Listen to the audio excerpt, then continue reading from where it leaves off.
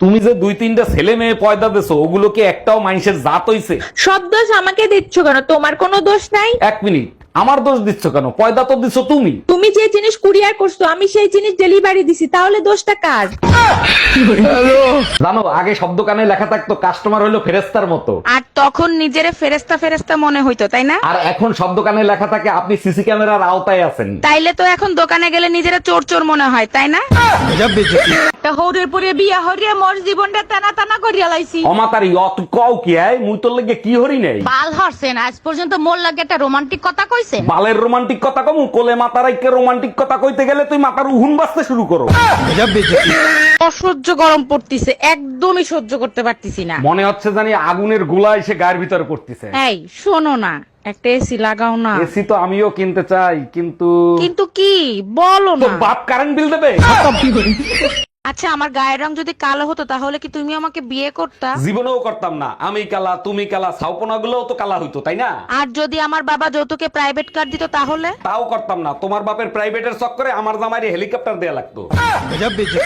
Sir, কাল রাতে 4-5 জন মিলে আমার ইজ্জত নষ্ট করছে। মামলা করব, মামলা লেখেন। নারী নির্যাতন মামলা হবে। যারা আপনার ইজ্জত নষ্ট করছে তাদেরকে আপনি ঠিকমতো দেখছেন? স্যার, কারেন্ট ছিল না, অন্ধকারে কেমনে দেখবো? ও আচ্ছা, বুঝতে পারছি। তা আপনি কিছু তাদেরকে বলতে পারলেন না? বলছিলাম, ওরা বলে আর পারবো না, মাফ করে দেন। এই ঘরে এসি লাগাইছো, টাকা পাইছো কোথায়? আমার কাছে 1000 টাকা ছিল, সেই টাকা দিয়ে কিস্তিতে এসি লাগাইছি। বাকি টাকা কি তোর বাপের বাড়ি দিয়ে এনে দিবি? আমি 1 টাকাও দিতে পারবো না। 3 মাস কিস্তি না দিলে এসি খুলে নিয়ে যাবে। গরমের 3 মাস চলে গেলে এসি দিয়ে কি করব? টুম্পা, আমি একটু বাইরে যাবো, আমার কাছে 1 টাকাও নাই। আমারে 2000 টাকা ধার দিবা? বউর কাছে টাকা ধার চাও? তোমার লজ্জা করে না? যাদেরকে ধার দিছো তাদের কাছে টাকা চাও। এই শালা সুধীর ভাই, তুই আমার টাকা দিচ্ছিস না কেন? আজকের ভিতর তুই আমার টাকা দিবি। আরে গালি দিচ্ছ কেন? ভালোভাবেও তো চাইতে পারো, তাই না? আরে বাবা, গালি কোথায় দিচ্ছি? ও তো তোমার ভাইয়ের কাছে ফোন দিছি। এই শোনো, বাজারে গেলে আমার কালো শাড়িটার জন্য একটা ব্লাউজের পিস নিয়ে আইসো তো। সবকিছু আমারে বলো কেন? তোমার ভাই তো ঘরে খালি বসে থাকে, তোমার ভাইরে বলতে পারো না? পলাশ, যা তো ভাই, গিয়ে একটা ব্লাউজের পিস নিয়ে আইতো। বোন, শাড়ি দে, শাড়ির সাথে ম্যাচিং করে নিয়ে আসি। শাড়ি নেওয়া লাগবে না, তুই এক কাজ কর, তোর গায়ের কালারে ম্যাচিং করে নিয়ে আয়।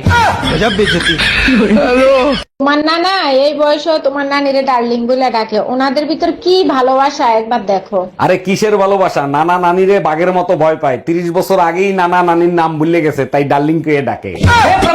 এই তোমার ফোনে সমস্যা নামে কে ফোন দিছে? ফোন লাউড দিয়ে রিসিভ করো তো। আরে রং নাম্বার, বারবার ফোন দিয়ে ডিস্টার্ব করে, তাই সমস্যা দিয়ে সেট করে থুয়ে দিছি। কানারে হাইকোর্ট দেখাও, রং নাম্বার হলে ব্লক করতা, সেভ করতা না, ফোন রিসিভ কর। হ্যালো জামাই, কেমন আছো বাবা তোমরা? বাড়ির সামনে দুনিয়ার আবর্জনা হয়ে রয়েছে। কতদিন বলছি একটু আগুন লাগাই দাও, কোনো কথা শোনো তুমি? সারাদিন বাইরে কাজ করি, ঘরে এসেও শান্তি নেই। আগুন তো তুমিও লাগাইতে পারো। দেখো, আমি আগুন লাগাইতে পারবো না, আমার ভয় করে। তাহলে তোমার মায়েরে বলো, সে তো ভালো আগুন লাগাইতে পারে।